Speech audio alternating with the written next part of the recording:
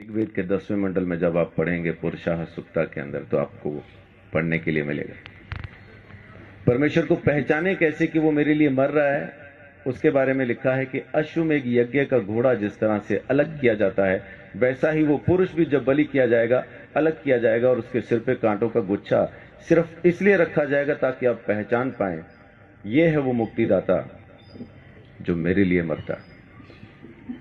ये बात मैं परमेश्वर की कर रहा हूं, ईसाइयों की कर नहीं रहा। ईसाई की सुन के अगर समझ के सुनेंगे, आपकी समझ के बिल्कुल बाहर बातचीत है। एक ईसाई बोलता है, हिंदू सुनता है, कुछ समझ में नहीं आता। लेकिन जब एक पापी बोलता है मैंने उद्धार पाया, आप भी पा सकते हैं और परमेश्वर की जरूरत आपको भी है, तो समझ में आने लगता।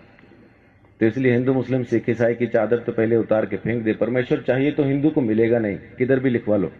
सिख को मिलेगा नहीं, मुसलमान को मिलेगा नहीं, ईसाई को मिलेगा नहीं, मिलेगा इंसान को।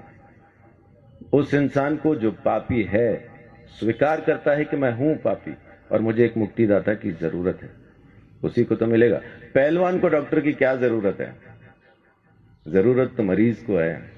तो धर्मी को परमेश्वर नहीं चाहिए, परमेश्वर तो पापियों को चाहिए, और पापियों को बचाने ही वो जमीन पे आया है। यही उसकी मोहब्बत है।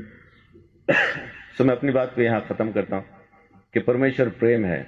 बाइबल के अंदर लिखा है, पहला यूहन्ना की पत्री में 4 अध्याय में लिखा है कि परमेश्वर प्रेम है। उसके प्रेम को समझेंगे तो आप अपने पापों से मुक्ति पा सकेंगे। दोबारा जन्म होना नहीं है आपका। माफ कीजिए, एक चीज ये छोटी सी क्लियर करके मैं अपनी बात को खत्म करूंगा, क्योंकि अपन को शैतान ने एक वहम में डाला हुआ है कि इस जन्म में नहीं तो अगले में मुक्ति हो जाएगी, इसलिए अपन आराम से बैठे। कहने वाले ने कहा था काल करे सो आज कर, आज करे सो अब, पल में प्रलय होगी, बहुरी करेगा कब। लेकिन शैतान ने बोला आज करे सो काल कर, काल करे सो परसों। इतनी जल्दी क्या पड़ी है जब जीना है बरसों। बच्चे, आपका नाम क्या है? ध्रुव। आपके बच्चे कहाँ हैं? अजीब सवाल है। उम्र क्या है आपकी? 9 साल के बच्चे से मैं पूछ रहा हूं कि आपके बच्चे कहाँ हैं? आम के पेड़ पे जो मई जून में आम लगने हैं, इस वक्त कहां है? बहुत बहुत शुक्रिया। गुरुजी कहते हैं आम में, उसी पेड़ में वो आम है जो मई जून में दिखाई देंगे। तो ध्रुव के बच्चे कहां हैं?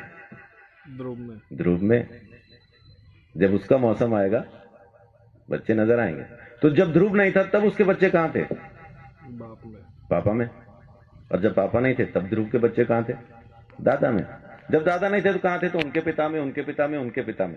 ऐसा अपन किताब को फोल्ड करते जाएं तो उस आदम में पहुंच जाते हैं जिसको परमेश्वर ने बनाया, और उसमें बीज डाल के कहा अब तुम पैदा करो। हर जानवर को, हर प्राणी को, हर चीज को परमेश्वर ने बीज के साथ बनाया और आज्ञा दी अब तुम पैदा करो। तो जब परमेश्वर ने आदम को बनाया, हम आदम में थे। जब परमेश्वर ने आदम को यह आज्ञा दी ये फल ना खाना, तब हम आदम में थे। जब आदम ने आज्ञा तोड़ी तब हम आदम में थे। जब आदम परमेश्वर से अलग हुआ तब हम आदम में थे। इसी तरह से हम परमेश्वर से अलग हो गए। हमने किया कुछ नहीं, खाया पिया कुछ नहीं, गिलास तोड़ा 12 आना किया आदम ने, अलग हम हो गए। वेदों में लिखा है कि बच्चा पैदा होते ही पाप के हाथ में सौंप दिया जाता। पैदा होते ही पापी हो जाता, कारण उसका बीज पापी है। एड्स जिस माँ बाप को है, बच्चा पैदा करेंगे एड्स की बीमारी के साथ पैदा होना। इस वजह से हम पैदा ही पापी होते हैं, इसलिए हमें मुक्ति की जरूरत है। और अगर मुक्ति हम खुद ले सकते होते तो मुक्ति दाता शब्द कभी आता नहीं।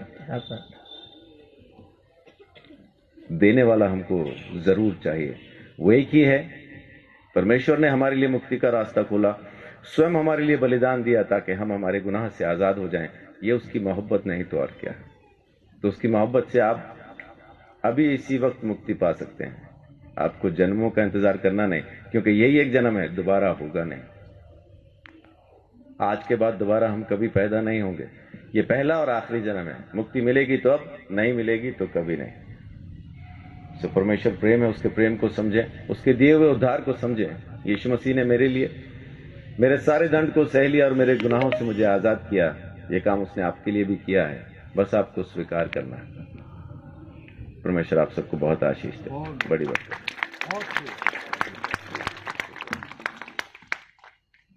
बहुत बहुत धन्यवाद पास्टर संदीप चौधरी जी का। मेरे सवाल का इन्होंने बड़े सरल रूप में उत्तर दे दिया, और अगर यही चीज हम सभी के समझ में आ जाए तो हमारा भटकाव खत्म हो जाए। मैं इनका बहुत बहुत धन्यवाद करता हूं कि इस गुरुदेव के रचित सर्वधर्म सम्मेलन के अंदर आपने पहुंचकर इस उत्सव की शोभा बढ़ाई है। मैं आपका बहुत शुक्रिया अदा करता हूं। अब हमारे मध्य स्वामी रामानंद सरस्वती जी